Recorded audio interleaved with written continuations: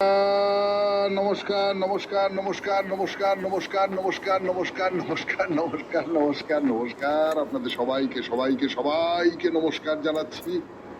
সবাইকার প্রতি অজস্র অজস্র শুভ কামনা। সবাইকে স্বাগত জানাচ্ছি আমাদের আজকের এই শরণাগত অনুষ্ঠানে এবং সবাইকে শুভ সকাল। আজকে নানান কারণে বিশেষ দিন, অনেকগুলো খুব শুভ ঘটনা বলুন বা বিশেষ ঘটনা বলুন আজকের দিনটাতে সম্মিলিত হয়েছে। তার মধ্যে প্রথম এবং প্রধান ঘটনা যেটা, সেটা হলো আজ বুদ্ধ পূর্ণিমা। বুদ্ধদেবের আবির্ভাব ঘটেছিল আজকে। যে বুদ্ধদেব দুঃখ, এই যে আমরা দুঃখ পাই, ভয় পাই, শারীরিক দুঃখ, মানসিক দুঃখ, এই সমস্ত দুঃখের থেকে কি করে পরিত্রাণ পাওয়া যায়, এইটা হলো তার তপস্যার বিষয়। কোনো ভগবানকে পাওয়া নয়, ঈশ্বরকে পাওয়া নয়, কোনো দেবদেবীকে পাওয়া নয়, দুঃখকে অতিক্রম করব কি করে, দুঃখ থেকে নিবৃত্তির উপায়, এইটা অনুসন্ধান করেছেন বুদ্ধদেব এবং মানুষজনকে বলবার চেষ্টা করেছেন। তাছাড়াও আজকে শ্রী শ্রী গন্ধেশ্বরী পূজা, শ্রী শ্রী দেবীর মঞ্চযাত্রা, গোস্বামী মতে মাধবী পূর্ণিমা, শ্রী শ্রীকৃষ্ণের ফুলদোল যাত্রা, শ্রী মাধবচন্দ্র পুরী গোস্বামী ও শ্রী পরমেশ্বর দাস ঠাকুরের তিরোভাব তিথি, পরিব্রাজকাচার্য দণ্ডীস্বামী শ্রী 108 শিবানন্দ সরস্বতীর তিরোভাব মহোৎসব এবং আজকের দিনটি হচ্ছে ঈশ্বরপুরীর আবির্ভাবের দিন। বেণীমাধব শীলের পঞ্জিকা অনুযায়ী আজকে 9ই জ্যৈষ্ঠ 1431, ইংরেজির 23শে মে 2024, বৃহস্পতিবার। সূর্যোদয়ের সময় ভোর 4:57, সূর্যাস্তের সময় সন্ধে 6:12। আজ পূর্ণিমা, বুদ্ধ পূর্ণিমা। আকাশে বড় থালার মতো চাঁদ উঠবে। বিশাখা নক্ষত্র, জন্মে বৃশ্চিক রাশি, বিপ্রবর্ণ, রাক্ষসগণ। দিনের বেলা 8:58 গতে দেবগণ। আমাদের হোয়াটসঅ্যাপে চিঠি পাঠাবার নাম্বার 9831922927। চিঠির গোড়ায় অতি অবশ্যই SG লিখতে হবে। আর মহাপুরুষের কথা যখন লিখবেন তখন SGর পরে একটু মহাপুরুষের কথা এটা লিখে দেবেন। এবারে বলি আজকের অনুষ্ঠান সম্পর্কে। প্রথমে তো পুরাণ চিরন্তন, জনক রাজার কথা শেষ করব আজকে। জনক রাজার কথা মানে সীতাকে যিনি লালন পালন করে বড় করে তুলেছিলেন, রামের সঙ্গে বিয়ে দিয়েছিলেন, সেই জনক রাজার কথা। সেই জনক রাজার কথা আজকে শেষ করব। কিন্তু আপনাদের আগেই বলেছি যে জনক তো পুরাণে একজন নন, অনেক জনক। অন্য কোনো জনকের কথা শোনাবো আপনাদের। তারপরে চলে যাব স্বামী বিবেকানন্দের রচনা থেকে পাঠ এই পর্বে। সেখানে উপাসক ও উপাস্য, এই প্রবন্ধটি তার খানিকটা অংশ পড়ে শুনিয়েছি আপনাদের, আরো খানিকটা অংশ পড়ে শোনাবো। তারপর কথামৃত থেকে পাঠ, ঠাকুর শ্রী রামকৃষ্ণ পরমহংসদেবের কথামৃত, তারপর আপনাদের চিঠিপত্র এবং শেষে বাইরে দূরে। রাজবল্লভী মন্দিরে আছি আমরা, রাজবলহাটে। আর এর ফাঁকে ফাঁকে গান তো আছে। 92.7 বিগ FM এ শরণাগত অনুষ্ঠানে শুরু হচ্ছে পুরাণ চিরন্তন। গানের পর আমি আছি আপনাদের সঙ্গে, আপনাদের সৌমিত্র বসু। ফিরে এলাম 92.7 বিগ FM এ শরণাগত অনুষ্ঠানে পুরাণ চিরন্তন, জনক রাজার কথা। জনক রাজার কথা আর কি বা বলবো, যেটা খুব আশ্চর্য। জনক রাজা, তিনি তো সীতার বাবাই তো বলবো। সীতাকে লালন পালন করেছেন, সীতাকে ভূমি থেকে উদ্ধার করেছেন এবং আপনাদের বলেছিলাম যে এর একটা ব্যাখ্যা করেছেন ঐতিহাসিকেরা। রবীন্দ্রনাথ তাঁর লেখার মধ্যে সেই ব্যাখ্যার কথা বলেছেন যে জনক রাজা আসলে আমাদের দেশের যে প্রাচীন যে কৃষি সভ্যতা, সেই কৃষি সভ্যতার একজন অন্যতম প্রধান হোতা। লাঙলের ফলা থেকে তিনি যাকে তুলে নিয়ে এসেছিলেন, তিনি কন্যা সীতা। নিশ্চয়ই আমরা সেই রকম করে দেখবো, সেই রকম করেই দেখছি, পুরাণ সেই রকম করেই দেখেছে। কিন্তু তার বাইরে জনক রাজা কোথাও, এই সীতা মানে হচ্ছে ফসল, এবং ফসলকে তো নারী হিসেবে, ফসলকে তো সন্তান হিসেবে আমাদের প্রাচীন যে ভাবনা, সেই ভাবনায় সবসময় ওই রকম করে ভাবা হয়েছে। তো যাই হোক, সেই জনক রাজার কথা রামায়ণে ওই যে বিয়েটা হয়ে গেল, তারপরে আর সেরকম করে নেই। সেরকম করে নেই কেন, নেই প্রায় বলতে হবে। পরে, অনেক পরে যখন রামের রাজ্যাভিষেক হলো, তখন জনকের আবার দেখা পাওয়া গেল। রাম তাকে প্রচুর উপঢৌকন দিয়েছিলেন, কিন্তু তার বাইরে ওই রাম সীতা এবং লক্ষণ উর্মিলার বিয়ে হলো, যে বিয়ের কথা বলবো আপনাদের। সেই বিয়ের পরেই জনক রাজা পুরো রামায়ণ থেকে অন্তর্হিত হয়ে গেলেন। আসলে মহাকাব্যে কোনো কোনো চরিত্র প্রধান হয়ে ওঠেন, কোনো কোনো চরিত্র প্রধান হয়ে উঠতে পারেন না। তারা হয়তো কখনো খুব গুরুত্বপূর্ণ হয়ে বেরিয়ে এলেন, তারপরে অন্তর্হিত হয়ে এলেন। আমরা এই যে পুরাণ চিরন্তনে বহু পুরাণের চরিত্রের কথা বলেছি আপনাদের, তাদের মধ্যে অনেকেই এইরকম করে উঠে এসেছেন এবং এইরকম করে মিলিয়ে গেছেন, অথচ তাদের মধ্যে খুব বড় চরিত্র হয়ে ওঠার সম্ভাবনা ছিল। কিন্তু একটা বিশাল কাহিনীকে বলতে গেলে এইরকম করে তো খানিকটা ছাটকাট করতেই হয় বলে। তো যাই হোক, বলি জনক রাজার কথা। যে কথা বলবো সে কথা আপনারা সকলেই জানেন, যে মহর্ষি বিশ্বামিত্র তাহলে রামের হাতে সীতাকে, লক্ষণের হাতে উর্মিলাকে সমর্পণ করা হলো, আর দশরথের অন্য দুই ছেলে ভরত আর শত্রুঘ্নের জন্য জনকের যে ছোট ভাই কুশধ্বজ, তার দুই মেয়ে মান্ডবী আর শ্রুতকীর্তিকে বিয়ে দিয়ে দিলেন। সে মহাসমারোহে বিয়ের অনুষ্ঠান হলো, মহাসমারোহে।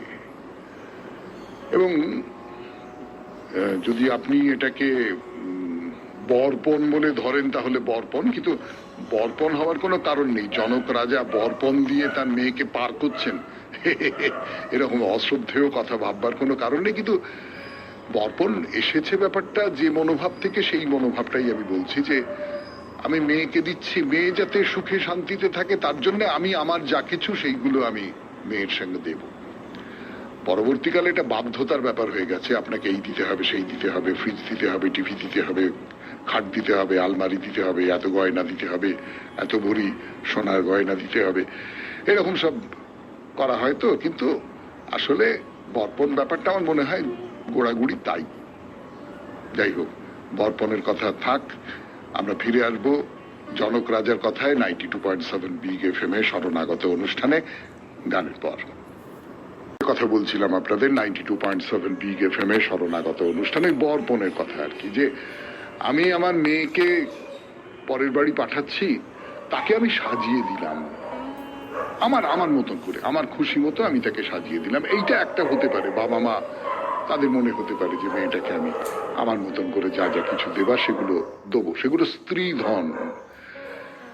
কিন্তু পরবর্তীকালে মানুষের লোভ, মানুষ তো কখনো কখনো খুব উঁচু তলার বাসিন্দা মানসিক দিক থেকে, আবার কখনো কখনো তো খুব পাঁকের মানুষ, তারা ওরকম আদায় করতে লাগলো, এটা দিতে হবে, সেটা দিতে হবে, অমুক দিতে হবে, তমুক দিতে হবে, এইটা একটা প্রথা হয়ে দাঁড়ালো। যাই হোক, সেটা এই বাদ দিই।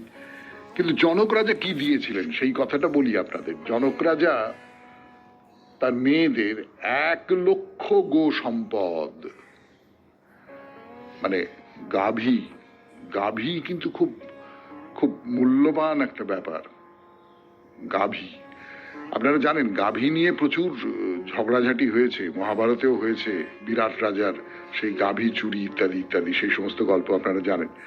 তো সেই 1 লক্ষ গো সম্পদ, বহু মূল্যবান রত্ন অলংকার, দাস দাসী, হাতি ঘোড়া, পদাতিক সৈন্য, আর সীতা এবং তার ভগিনীদের প্রত্যেককে 100 সখী যৌতুক হিসেবে দিলেন।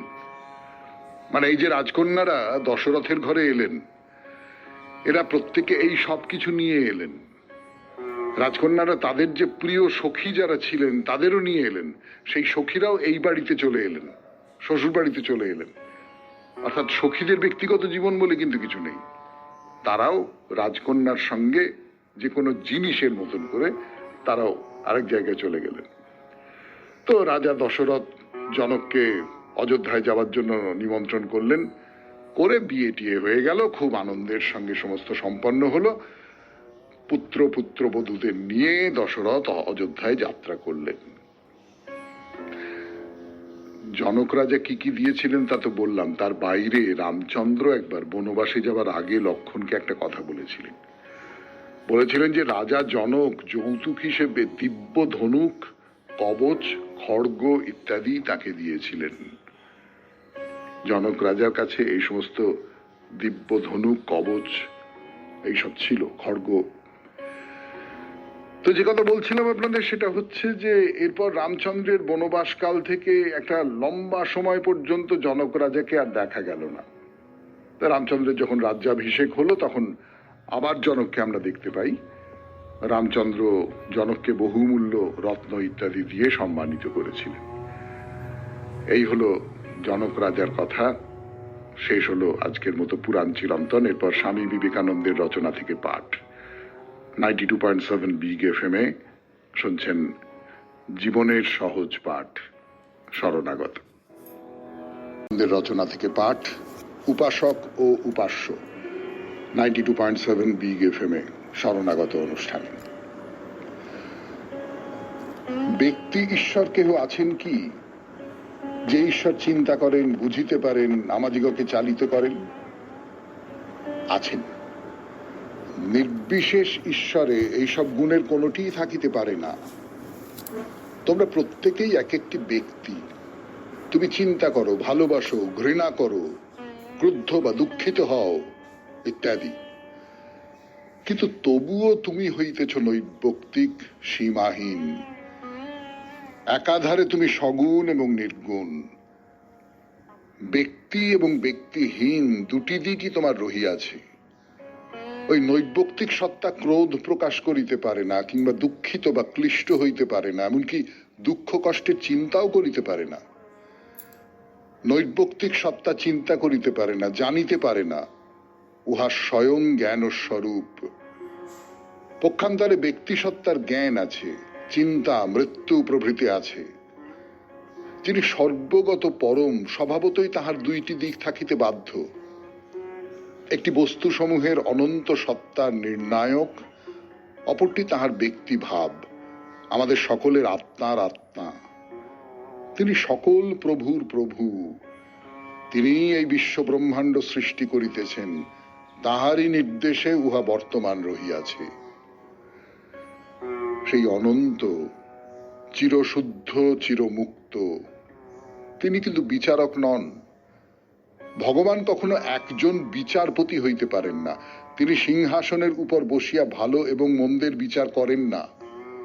তিনি শাসক নন, সেনাপতি নন, কিংবা অধিনায়কও নন। অসীম করুণাময়, অনন্ত প্রেমময় তিনি, সগুণ। অপর একটি দিক হইতে দেখো, তোমার দেহের প্রতি জীবকোষে, সেল, একটি আত্মা রহিয়াছে, যাহা জীবকোষটি সম্বন্ধে সচেতন। উহা একটি পৃথক বস্তু। উহার নিজস্ব একটি ইচ্ছা আছে, স্বকীয় একটি ছোট কর্মক্ষেত্র আছে। সমস্ত জীবকোষ মিলিয়া গোটা ব্যক্তিটি গঠিত। অনুরূপভাবে বিশ্ব জগতের যিনি সগুণ ঈশ্বর, তিনি হইলেন এই সব বহু ব্যক্তির সমষ্টি। আর এক দিক দিয়া বিচার করো। তুমি অর্থাৎ আমি যেমন তোমায় দেখি হইলে তোমার পরম সত্তার যেটুকু আমার দৃষ্টিতে সীমাবদ্ধ হইয়া অনুভূত সেইটুকু। আমার চোখ এবং ইন্দ্রিয় নিচয় দিয়া তোমাকে দেখিব বলিয়া তোমাকে আমি খণ্ডিত করিয়া লইয়াছি। তোমার যেটুকু আমার চোখের দ্বারা দেখা সম্ভব ততটুকুই আমি দেখি। আমার মন তোমার যতটা ধারণা করিতে পারে ততটুকুই আমি তুমি বলিয়া জানি, তাহার বেশি নয়। এইভাবেই আমি সর্বগত নৈর্ব্যক্তিককে অনুশীলন করিতে গিয়া তাহাকে সগুণ রূপে দেখি। যতক্ষণ আমাদের দেহ আছে, মন আছে, ততক্ষণ আমরা সর্বদা এই ত্রিসত্তাকে দেখি, ঈশ্বর, প্রকৃতি এবং আত্মা। এই তিন সর্বদাই এক অবিভাজ্য সত্তায় থাকিতে বাধ্য। প্রকৃতি রহিয়াছে, মানবাত্মা সমূহ রহিয়াছে, আবার রহিয়াছেন তিনি। যাহাতে প্রকৃতি এবং মানবাত্মা সমূহ অবস্থিত। বিশ্বাত্মা শরীর ধারণ করিয়াছেন। আমার আত্মা হইল ঈশ্বরের একটি অংশ। ঈশ্বর আমাদের চক্ষুর চক্ষু, প্রাণের প্রাণ, মনের মন, আত্মার আত্মা। ইহাই সগুণ ঈশ্বর সম্বন্ধে আমাদের ধারণাযোগ্য উচ্চতম আদর্শ। শুনলেন স্বামী বিবেকানন্দের রচনা থেকে পাঠ। 92.7 বিগ এফএম এ শরণাগত অনুষ্ঠানে এইবার কথা অমৃত। না, এফএম এ শরণাগত অনুষ্ঠানে আমি আপনাদের সৌমিত্র বসু। ভোরবেলার ঘুম ভাঙা নিয়া, তাই তো? এবার তাহলে কথামৃত থেকে পাঠ করি। ঠাকুর শ্রী রামকৃষ্ণ পরমহংসদেবের কথামৃত। ওই শিবপুর থেকে ভক্তরা এসেছেন, তাদের সঙ্গে ঠাকুর কথা বলছেন, তাই নিয়ে ভক্তরা নানান রকম কথা বলছেন। এবং যেটা হয় না, যে একজন মানুষ তিনি খুব প্রবলভাবে ধার্মিক নন, মানে ধর্ম মানেন, ঈশ্বর মানেন, তিনি একরকম করে হয়তো তদ্গত, কিন্তু ধর্মের যে নানান রকমের প্রশ্ন আছে, তো সেই প্রশ্নগুলো তার মনের মধ্যে জাগে, কিন্তু তার উত্তর খুঁজে পাওয়ার কোনো জায়গা তিনি পান না। তো ঠাকুরের কাছে এসে এরা এই প্রশ্নগুলো করছেন, এবং সেই প্রশ্নগুলো না খুব প্রাথমিক প্রশ্ন। মানে ঈশ্বরই সত্য আর সব অনিত্য, তাহলে উপায় কি? এটা খুব প্রাথমিক প্রশ্ন। ভেবে দেখুন, আমাদের সকলেরই মনে হয় যে আচ্ছা সবই তো বুঝলাম, কিন্তু উপায়টা কি, আমরা কি করব তাহলে, এই রকম সব প্রশ্ন। এবং আমি আপনাদের একটা কথা বলি, মাস্টারমশাইরা অনেকে বলেন যে যে ছেলেটা বা মেয়েটা সবচেয়ে বোকার মতো প্রশ্ন করবে সেই ক্লাসের পক্ষে সবচেয়ে ভালো। তার কারণ এই বোকার মতো প্রশ্নের উত্তর দিতে গেলে অনেকটা পর্যন্ত বলতে হবে, এবং অনেকগুলো খুব জরুরি কথা বলতে হবে। আমাদের কিরকম হয়, আমরা মনে করি আমরা অনেকটা জানি, এবং সেই জন্যে আমরা অনেকখানি যে জানি না সেইটা ভুলে গিয়ে তার ওপরের স্তরের কতগুলো তত্ত্বের প্রশ্ন করে ফেলি। কিন্তু তা না, আমি একদম একদম প্রাথমিক স্তরে আমি কি করব, তাহলে এর মানে কি, এই রকম কতগুলো প্রশ্ন যদি করা যায়, তাহলে সেই প্রশ্ন করার একটা মানে আছে। কিন্তু তো যাই হোক, শিবপুরের ভক্তদের কথা বলছিলাম। তারা যেমন একটা প্রশ্ন করছেন যে সংসারে তিনি কেন রেখেছেন আমাদের?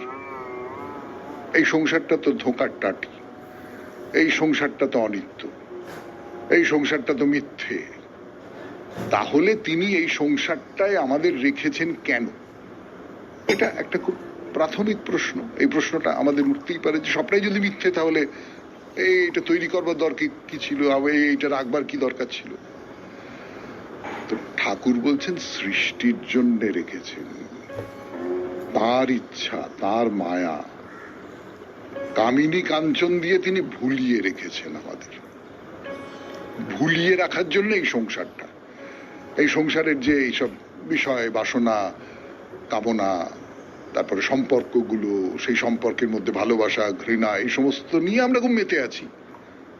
বাচ্চা ছেলেকে খেলনা দিলে যেমন সে মেতে থাকে, সেই রকম করে মেতে আছি। এগুলো দিয়ে ভুলিয়ে রাখা হয়েছে আমাদের। এই সেই মা যেমন বাচ্চাকে খেলনা মেলনা দিয়ে ভুলিয়ে রেখে দেয়, দিয়ে নিজের কাজকর্ম করে। তো বাচ্চা যখন তারস্বরে করে কাঁপতে থাকে, তখন ও খেলনা ফেলনা দূরে ফেলে দেয়, ছুঁড়ে ফেলে দেয়, তখন মা এসে তাকে কোলে নেয়। তো সেই রকম করে আমরাও এই খেলনা নিয়ে দিব্যি ভুলে আছি। কিন্তু ভক্তের যে প্রশ্নটা, সেইটা খুব গুরুত্বপূর্ণ প্রশ্ন। সেটা হচ্ছে যে কেন ভুলিয়ে রেখেছেন, কেন তার ইচ্ছা তিনি হঠাৎ এইরকম একটা মিথ্যে সৃষ্টি করতে গেলেনই বা কেন, এবং সেইখানে আমাদের ভুলিয়ে রেখে দিলেনই বা কেন? তো শ্রীরামকৃষ্ণ বলছেন যে তিনি যদি ঈশ্বরের আনন্দ একবার দেন, তাহলে আর কেউ সংসার করে না, সৃষ্টিও চলে না।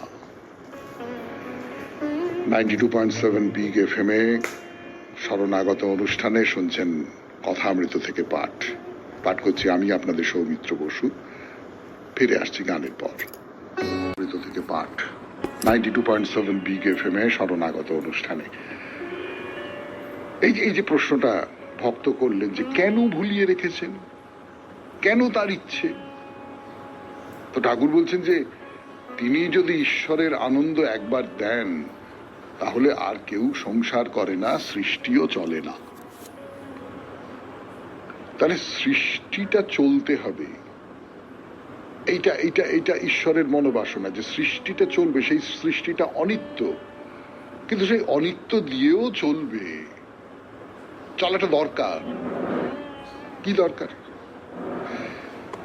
আমার নিজের যে কথাগুলো মনে হয় সেই কথাগুলো আপনাদের বলি। আপনারা অনেকেই আছেন খুব সচেতন মানুষ, এই নিয়ে ভাবনা চিন্তা করেন, তত্ত্বজ্ঞানী মানুষ এইরকম কিছু কিছু আছেন। আমি যদি ভুল ভেবে থাকি তাহলে দয়া করে আমাকে সংশোধন করে দেবেন।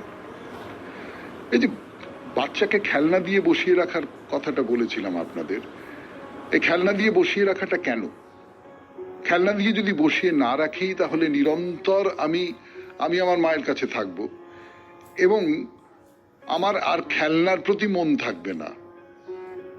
খেলনার প্রতি যদি মন না থাকে তাহলে এই যে সংসার, এই সংসারের জন্য খেলনার একটা অন্যতম কাজ হচ্ছে কিন্তু শিশুকে সংসারের জন্য প্রস্তুত করে দেওয়া, তাই না? আপনি ভেবে দেখবেন, এই যে পুতুলের বিয়ে দেয়, এটা কিন্তু তার ভবিষ্যতের যে ভাবনা চিন্তা সেইগুলোকে গড়ে তোলার ক্ষেত্রে সাহায্য করে।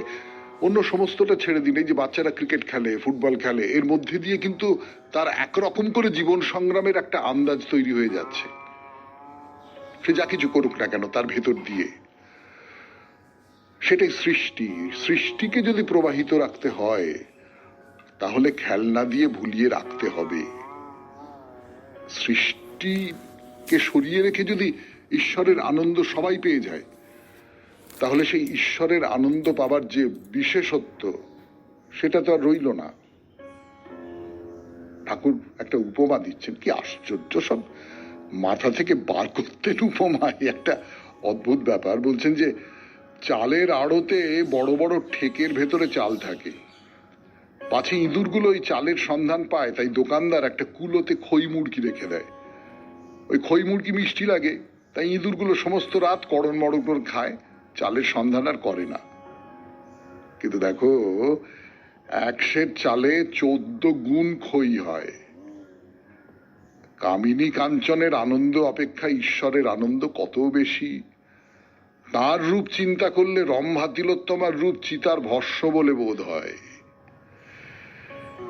এর সূত্র ধরে একটা কথা বলতে ইচ্ছে করছে আমার, সেটা হচ্ছে যে এই যে চূড়ান্ত রূপ, এটা খুব অনায়াসে পেয়ে যাব। এর জন্য আমায় খাটতে হবে না, পরিশ্রম করতে হবে না, ত্যাগ করতে হবে না। এর জন্য আমার একাগ্রতা দরকার নেই, ব্যাকুলতা দরকার নেই। আমি একেবারে সহজে যদি খুব দামি জিনিস পেয়ে যাই, ঈশ্বরের মতন দামি জিনিস, আমি দামি শব্দটা ব্যবহার করতে আমার ইচ্ছে করছে না, মূল্যবান শব্দটা ব্যবহার করতে পারি, দুর্লভ শব্দটা ব্যবহার করতে পারি, আমি যদি পেয়ে যাই তাহলে সেটা কি আমার এই যে পাওয়ার আমার ভেতরকার যে আকাঙ্ক্ষা তার প্রতি অন্যায় করা হবে না? ফলে যদি যে কোনো একটা কিছু পেতে গেলে আপনাকে খাটতে হয়, পরিশ্রম করতে হয়, ত্যাগ করতে হয়, একাগ্রতা দরকার হয়। তার তীব্রতম রূপ যদি আপনি প্রয়োগ করতে পারেন তাহলে আপনি ঈশ্বরকে পাবেন। সেটা যদি না হয় তাহলে আপনি তাকে পাবেন না। তাহলে ছোট ছোট ছোট ছোট শৃঙ্গগুলো অধিকার করেই আপনাকে থাকতে হবে, একেবারে হিমালয়ের চূড়ায় আপনি যেতে পারবেন না। 92.7 বিগ FM এ শরণাগত অনুষ্ঠান শুনছেন। এখন কথা অমৃত থেকে পাঠ, আরো পাঠ করবার জন্য ফিরে আসছি, একটু গান শুনে নি। ঠাকুর বলছেন, ভোগানত না হলে ব্যাকুলতা হয় না। কামিনী কাঞ্চনের ভোগ যেটুকু আছে সেটুকু তৃপ্তি না হলে জগতের মাকে মনে পড়ে না। ওই যে বাচ্চাটির কথা বলছিলাম, শিশুটির কথা, সে খেলনা নিয়ে খেলতে খেলতে খেলতে খেলতে একটা সময় আর খেলনা নিয়ে খেলতে তার ভালো লাগছে না। তার মানেটা হচ্ছে খেলনা নিয়ে খেলার যে আকাঙ্ক্ষা তার, সেই আকাঙ্ক্ষাটা পূরণ হয়ে গেছে। তখন সে চিৎকার করে কাঁদছে, তখন সে মায়ের জন্য কাঁদছে। আমরা এই যে খেলছি সংসারে, যে নানান রকম খেলছি, খেলতে খেলতে খেলতে খেলতে একটা সময় আর আমার ইচ্ছে করলো না, নানান কারণে না ইচ্ছে করতে পারে। এমনটা হতে পারে যে আমি একটু খেলেই বুঝতে পারলাম যে তোর এটা কি হচ্ছে, এই কোনো মানে হয় না। আমি তখন আরো বড় জায়গায় যাওয়ার চেষ্টা করলাম। আবার খেলতে খেলতে খেলতে খেলতে আমার হাতে ওই যে খেলনার মধ্যে হয়তো একটা পেরেক উঠেছিল, সেইটা ফুটে গেল। আমি ব্যথা পেলাম, জীবন থেকে ব্যথা পেলাম। তখন আমি বললাম, না না না, এই আমার চাই না, আমি চাই না, আমি চাই না। জীবনে কষ্ট পেয়ে, দুঃখ পেয়ে, এই যে আজকে বুদ্ধ পূর্ণিমা, তো বুদ্ধদেব তো এইরকম, মানে তখন বুদ্ধদেব হননি, তখন সিদ্ধার্থ, তিনি এইরকম করে কষ্ট পেয়েছিলেন, দুঃখ পেয়েছিলেন। তিনি রোগ কষ্ট,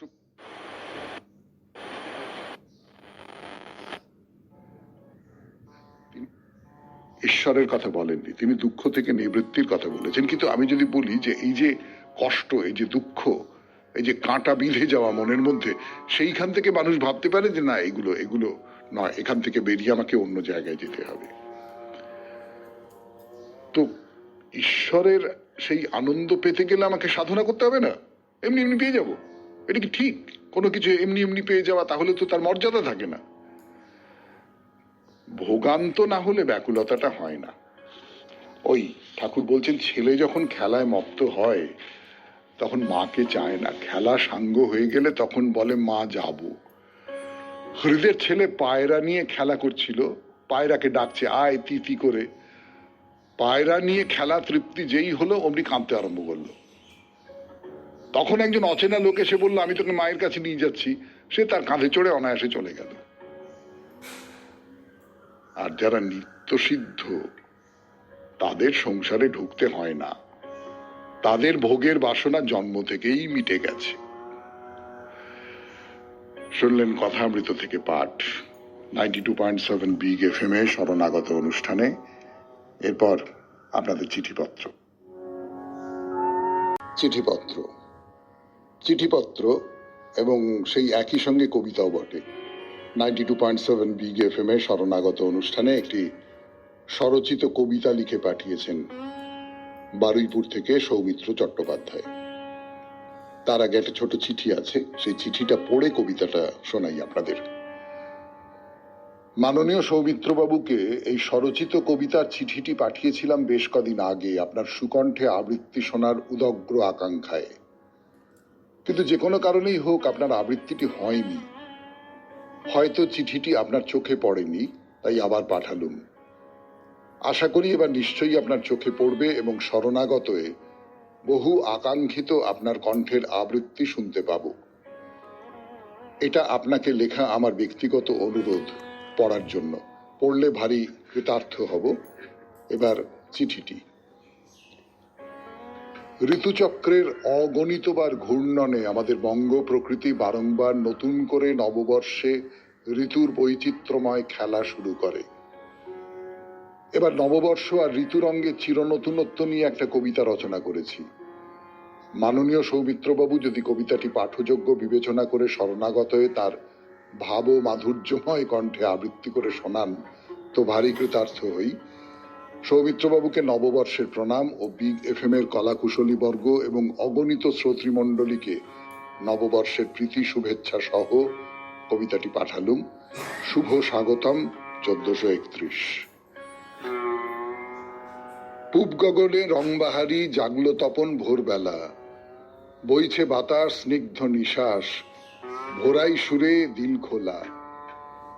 ফুল্ল কুসুম হাসছে শাখে, মাতিয়ে সকাল আনন্দে, গাইছে কোয়েল শালিক দোয়েল, বউ কথা কও কি ছন্দে। জাগিয়ে হরস নতুন বরস, পেরিয়ে আধার ফুটল সে, কোন মুলুকের দিক সীমানায় আলোর মেলায় জুটল সে। সেই সে কবে আর বছরে বর্ষ নবীন নিশান্তে, চৈত্র শেষে স্নিগ্ধ হেসে উদয় হলো দিগন্তে।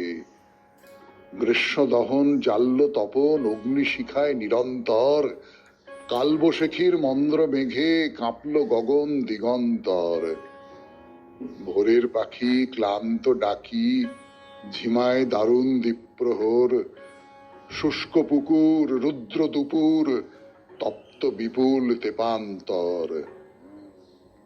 আষাঢ় বেলায় অম্বরে মেঘ ডম্বরে ওই সুগম্ভীর, বর্ষা বাদল নৃত্য পাগল ছন্দে বাজায় শ্রীমঞ্জির। শাওন ভাদর ডাকলো যে বান কল্লোলিনী নদীর জল, নিপবনে ওই কৃষ্ণ সনে বাজলো রাধার পায়ের মল। শ্রাবণ মেঘের বজ্র রবে ধরল পেখম বনময়ূর, তড়িৎ শিখায় মেঘলা মেয়ের বাজ কাঁকন আর কেউর। বাদল ধারার ঘুচিয়ে বাঁধন শারদ মাসির উঠল সুর, এপার ওপার মেঘের ভেলায় আকাশটি নীল সমুদ্র। কাশের বনে ঢেউ খেলিয়ে ছুটল পবন কোন সে দূর, শিউলি টগর শোভার বহর বাংলা মায়ের স্বর্গপুর। দুগ্গা এলো মাটির ঘরে, নট্ট ঢুলির নাচের তাল, ঢ্যামকুড়াকুড় বাদ্যি বাজায় বঙ্গবাসীর মন মাতাল। হেমন্তে দিন বিষাদ মগন, হিমল রাতের শীতল বায়, আকাশ প্রদীপ মুখটি তুলে কার তরে ওই ঊর্ধ্বে চায়। অগ্রহায়ণ শীতের কাহন, সোনায় কথা জমজমাট, সবজি ফলের নকশি কাঁথায় ক্ষেত্রভূমে চাঁদের হাট। পৌষ মাসের শিশির দিনে উতল বায়ে লাগলো দোল, নবান্নেতে ভরল গৃহ উঠল খুশির গানের বোল। ফাগুন বেলায় রঙের মেলায় দুলল দোদুল দোলের দিন, ফাগ ফাগুয়ার রংটি মেখে নাচলো রে মন তাধিন ধিন। ছয়টি ঋতুর মোহন খেলা বঙ্গমাতার কোল ঘেঁষে, ভরিয়ে হৃদয় মাগলো বিদায় মধুর মাসের দিন শেষে। নতুন বছর খুশির খবর মাস পহেলায় বৈশাখে, আনলো ভ্রমর গুনগুনিয়ে বাগবাগিচায় ফুল শাখে। খেলবে আবার ছয়টি ঋতু বাংলা মায়ের অঙ্গনে, মিলব মোরা বিভেদ ভুলে জীবন নাটের প্রাঙ্গণে। সৌমিত্র চট্টোপাধ্যায়, বারুইপুর, কলকাতা 144। ভারী চমৎকার হয়েছে, ভারী চমৎকার হয়েছে, খুব সুন্দর হয়েছে। আপনার শব্দ চয়ন এবং আপনার ছন্দের বোধ খুব ভালো সৌমিত্র বাবু, খুব ভালো। আপনি নিশ্চয়ই নিয়মিত লেখেন, তা না হলে তো এটা হতে পারতো না। অনেক ধন্যবাদ আপনাকে এই চিঠির জন্য। চিঠিটা সত্যি সত্যি খুঁজে পাইনি, মানে চোখে পড়েনি, পড়া হলো, নিশ্চয়ই শ্রোতাদেরও ভালো লেগেছে। এরপর বাইরে দূরে রাজবল্লভী দেবীর মন্দির, ফিরে আসছি গানের পর। এরপর ফিরে এলাম 92.7 বিগ এফএম এ শরণাগত অনুষ্ঠানে। এবার বাইরে দূরে দেখতে এসেছি রাজবল্লভী দেবীর মন্দির, কিন্তু মন্দির চত্বরে ঢুকে দেখা গেল শুধু দেবীর মন্দির তো নেই, শিবের মন্দিরও আছে। এবং সেই শিবের মন্দিরের সংখ্যা একটা দুটো নয়, একেবারে 4-4টে। দেখুন, দ্বাদশ শিবের কথা তো আমরা অনেকেই শুনেছি। এমনিতে গোটা ভারত জুড়ে 12টি শিব মন্দিরকেই দ্বাদশ শিবের মন্দিরের মধ্যে ফেলা হয়, তাদের আলাদা মর্যাদা। শিবের 12টি নামের কথাও আমরা জানি, অর্থাৎ শিবের সঙ্গে এই 12 সংখ্যার একটা সম্বন্ধ আছে। এখানে কিন্তু 12 নয়, মন্দিরের সংখ্যা আগেই বলেছি 4টে। তার মধ্যে 3টি মন্দির গায়ে গায়ে লাগোয়া, একই রকম দেখতে, আর বাকি মন্দিরটি একটু দূরে। সেখানে ঢুকেছি আমরা মন্দিরের ভেতরে অধিষ্ঠিত শিবলিঙ্গ দর্শন করার জন্য। খুব অন্যরকম দেখতে কিন্তু এই লিঙ্গটি। প্রচলিত শিবলিঙ্গের যে গড়ন, তার সঙ্গে অনেকখানি অমিল আছে। কি বলবো, দেখতে না বলতে পারেন খানিকটা সুদৃশ্য বাতিদানের মতো। মাথায় বা গায়ে ফুল দেওয়া হয়েছে, নিয়মিত পূজার্চনা হয়, তা তো দেখলেই বোঝা যায়। শিব মন্দির থেকে বেরিয়ে এলাম, না আর দেরি নয়, চলুন যে জন্য এসেছি সেই রাজবল্লভী মাতার মন্দির দর্শন করি। মন্দির কিন্তু খুব বড় নয়, একতলা। একটা চালা নেমে এসেছে মন্দিরের ওই একতলার ছাদ থেকে সামনের দিকে। বোঝাই যাচ্ছে সেটা লাগানো হয়েছে পরে। ভক্তরা যারা মন্দির দর্শনের জন্য লাইন দেবেন, তাদের রোদ বৃষ্টির হাত থেকে বাঁচাবার জন্য। সেই চালার উপর দিকে তাকালে দেখা যায় মন্দিরের ইমারত খানি, দোতলার ছাদ, মাঝখানে একটি চূড়ার মতো কিছু করা, ভেতরে 3টি প্রবেশ পথ। ওই যে কোনো পথ দিয়েই তুমি মন্দিরে ঢুকে পড়তে পারো। শুনছেন বাইরে দূরে শরণাগত অনুষ্ঠানে 92.7 বিগ এফএম এ। আমি আছি আপনাদের সঙ্গে, আপনাদের সৌমিত্র বসু। রাজবল্লভী মন্দিরের কথা। মন্দিরের মধ্যে ঢোকবার মুখে আমরা দাঁড়িয়ে আছি এখন। তো প্রবেশ পথের যে দেওয়াল, তিনটে তোরণ করা আছে, তিনটে দরজা করা আছে, তাতে রং বেরঙের পাথর বসানো। না, বৈভব নেই, জানেন তো, বৈভব নেই, কিন্তু নিজেদের ভক্তি অনুযায়ী মন্দিরটিকে ভক্তরা সাজিয়ে নিয়েছে। এই ভক্তদের এই যে ভক্তির প্রকাশ, এটা দেখতে বড় ভালো লাগে, তাই না? মন্দিরের ঠিক সামনে একটা চৌকো জায়গা, প্লাস্টিক দিয়ে ঘিরে দেওয়া। সে প্লাস্টিকের পরে আবার আছে তারের জাল, ভেতরে একটা ছোট্ট হাড়ি কাঠ। হ্যাঁ, এখানে রীতিমতো ছাগ বলি হয়। হয়তো খানিকটা অন্য প্রসঙ্গে চলে যাবার ঝুঁকি নিয়েও বলি, এই বলি ব্যাপারটা নিয়ে যারা হিন্দু শাস্ত্রের মুখ্য মানুষ, প্রধান মানুষ, তাদের মধ্যেই নানান রকম তর্ক বিরোধ ইত্যাদি আছে বলেই জানি। না, রবীন্দ্রনাথের সেই বিখ্যাত নাটক বিসর্জন, অথবা যে উপন্যাসটা অবলম্বন করে সেই বিসর্জন লেখা রাজর্ষি, সেগুলো তো কতগুলো প্রশ্ন তোলে। মূল প্রশ্ন যাকে বলে সেটা হচ্ছে, মা বলুন, দেবী বলুন, একজনকে হত্যা করে তার পরিতৃপ্তি হয়? তিনি তো স্নেহময়ী মাতা, সেইভাবেই তো তাকে দেখি আমরা। আবার এমন কথা শুনেছি, এই যে বলি দেওয়া হয়, এ হলো আসলে প্রতীক।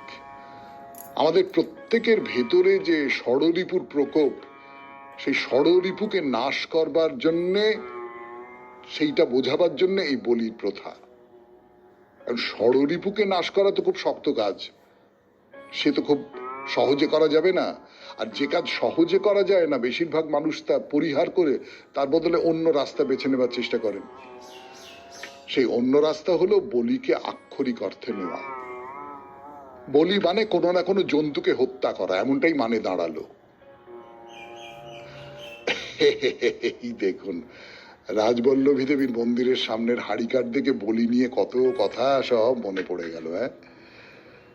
তা একটা ব্যাপার দেখে সত্যি বলছি, শরীরের মধ্যে কিরকম একটা শিউরে ওঠে। যেখানে বলি দেওয়া হয় তার পাশেই একটা নালা করে দেওয়া আছে। কেন তা তো বুঝতেই পাচ্ছেন, যে রক্তস্রোতটা বেরোবে তাকে গড়িয়ে নিয়ে যাবার জন্য। কিরকম একটা শরীরের মধ্যে করে না। আজকে এই পর্যন্তই থাক, শরণাগত। আমাদের হোয়াটসঅ্যাপে চিঠি পাঠাবার নাম্বার 9831922927। চিঠির গোড়ায় অতি অবশ্যই SG লিখবেন।